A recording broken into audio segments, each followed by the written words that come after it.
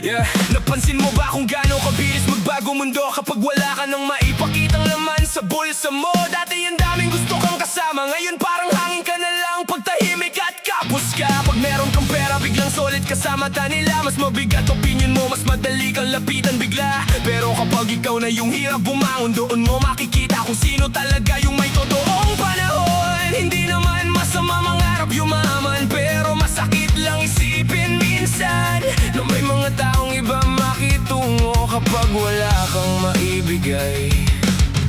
Napakinabang sa mundo.